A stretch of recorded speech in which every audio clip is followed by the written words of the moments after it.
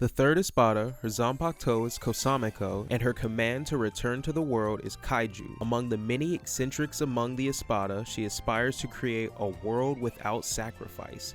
She can control water, and a single slash can cut an enemy in half. Tier, Halibel. Halibel is a super aggressive character who can close the distance with her high performance unique skills and keep pressing her attacks. Her unique skills have a very high charging performance, and she doesn't allow her opponent to take any distance. She has an aura gauge that strengthens herself by continuously landing attacks and is very powerful while fighting at her own pace.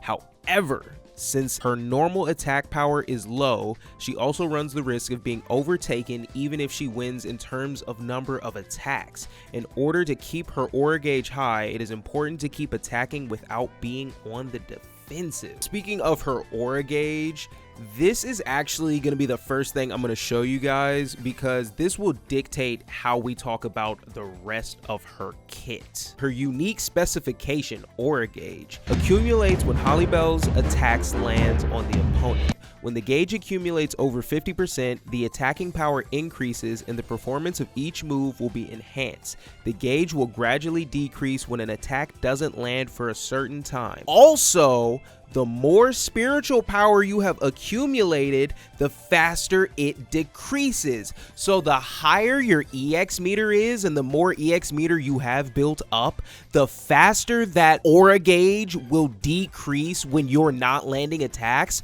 So you are going to want to be using her EX meter as much as you possibly can, and you are going to constantly want to be on the offensive. She is a rush down, beat down type of character. She always wants to be in your face attacking. Halibel is a 4-star ease of use character. Her attack is pretty average by itself, but I'm assuming once you activate that aura gauge in the way that it's supposed to be activated, it'll either go here or here where it's all the way maxed out. I'm assuming it would be all the way maxed out the way that they talk about her.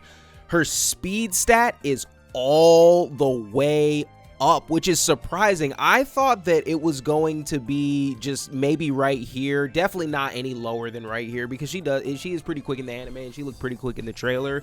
So that is a surprise. It was a surprise to Owl Flame as well. I thought she would be a little bit more like all around, so I thought her range was going to be 1 notch higher, while her technique would be 1 notch lower. But I can see why they do this given the way her kit plays out. And then her defense is pretty average as well. So she is an all-around character that is very, very fast, that wants to constantly be in your face. Now, they didn't show us her unique skill in the trailer, but we have it right here. It's called drifting, a technique that charges towards the opponent. It has a longer distance than a step, making it easier to close the distance. This technique itself does not have any offensive ability, but additional input during the charge can be used to branch out into the corresponding technique. What this reads like to me, at first I thought they were saying it was another flash step, but when they say it has a longer distance than a step, there's nothing that has a longer distance than a flash step, because it will immediately teleport you to your opponent. So what I'm assuming they mean is it has a longer distance than a dash. So if you were to just press X and then move in a direction or move forward, I'm assuming that's what they're saying. And it has a longer distance than that you can also use in conjunction with your dash. So she's kind of just going to be zipping around all over the place. And they're saying that this technique doesn't have any offensive ability, but additional input during the charge can be used to branch out into the corresponding technique. So when they say that, I'm assuming they mean that you can cancel this dash with any move that's in her kit, whether that's her quick attack, whether that's her heavy attack, whether that's her tilt skill, her special flash attack as it's called, whether that's her spiritual pressure technique 1 or 2. You know, like, I think that's what they're saying when they say this, which is interesting because I don't think we've got a character where their unique skill doesn't have any offensive viability or defensive viability whatsoever. It's just a pure movement skill. That's interesting. I don't know if we're gonna see that again in a character where it's just like a movement skill, or if it's just something that has nothing to do with actual, I don't want to say nothing to do with actual combat, because obviously this is her neutral, this is how she gets in, this is what Noitoro wishes he had. So I understand the, you know, offensive implications, but I mean something that you would use to directly attack your opponent. Then her spiritual pressure technique 1, Wave Blue Cannon, a long distance attack that charges the blade with spiritual pressure and fires it. The damage is small, but it is effective for charging the aura gauge and for use as a long distance deterrent. This is a really, really fast poke. It's not free because you have to use your EX meter, and we don't know exactly how much damage this is going to do, but them telling us it's not going to do a lot of damage, to me seems like you genuinely are going to be throwing this out for the sake of continuing to build up your aura gauge, on top of keeping your EX meter from being maxed out for too long, because the more EX meter you have, the faster that aura gauge drains. So you're going to want to use this to not only, like I said, build up the aura gauge, but to stop it from draining as fast, and to get maybe you're close, maybe you're at like 48% and you just need a little bit more before you use your combos and start doing that crazy damage. So you throw it out, boom, use that to get in, use your drifting or whatever. I don't know.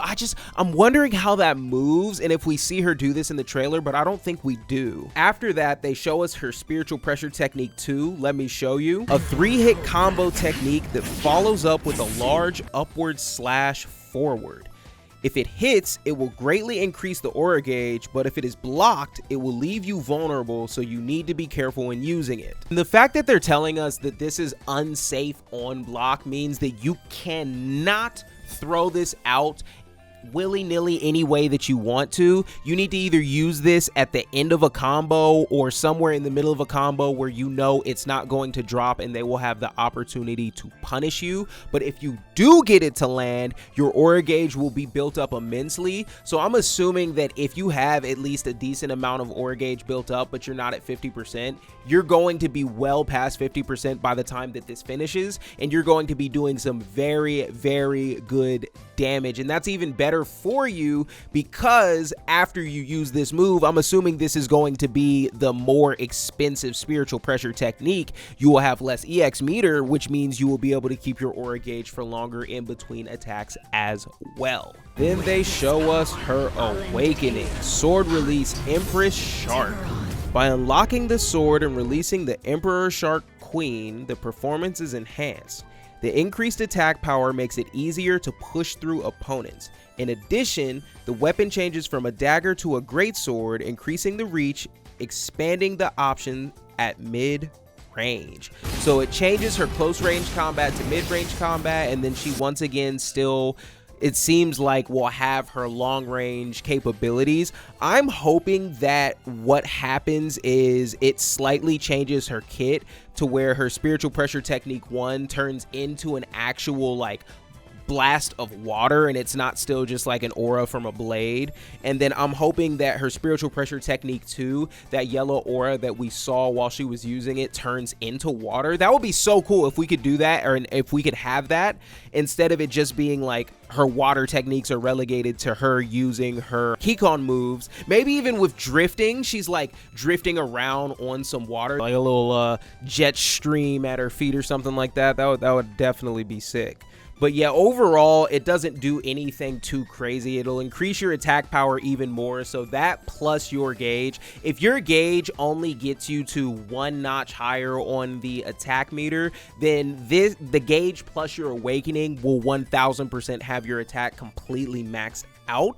And then you do get that little bit of increase in range as well. So that's going to be interesting for your opponents to have to fight against. They get used to fighting you at close range, and just when they get comfortable, you switch it up, you get a little bit more range on them, mess up their timing. And I feel like that's going to be really, really good against the type of characters that like to, not characters, the type of players that like to dodge and like to move around very quickly on the screen instead of, you know, standing there and blocking or trying to counter you or trying to do a parry or, you know, maybe even just zone you too. So speaking of zoners, I think she might have a tough time getting in on zoners if that drifting isn't as fast as I'm thinking it is. Because if it's as fast as I'm thinking it is, with her speed being where it is, you're just going to be able to move out of the way of projectiles whenever you want, and that's going to be crazy. JC said, honestly, she kind of mirrors Toshiro, doesn't she?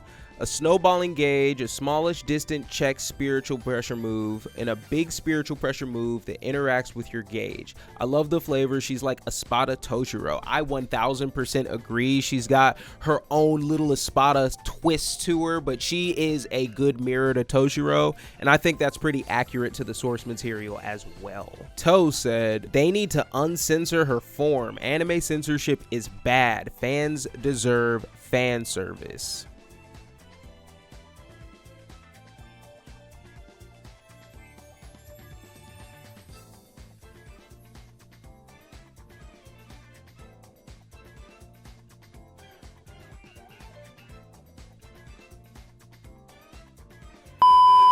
If you guys like that one, definitely leave a like, a comment, and subscribe. I am very excited to try her out in the game. Probably going to be top 4 or top 3 on my list. It just depends. We shall see. I honestly, if we could see what that drifting move would be like, she might be number 3 or number 2 for sure, but I don't know if we're gonna see anybody that ends up taking Kira's spot. Like, it, unless Stark or Batagon has like a crazy kit or something like that, I genuinely think Kira might be like my number 1 most anticipated character to try out going into the game, and I hope that carries over into me like continuing to use him and actually being good with him as well. So definitely let me know what you guys think. It's been real. It's your boy Lee the Warlord, and I'm out of here. Peace. Fuck, I'm a gangsta. Yeah.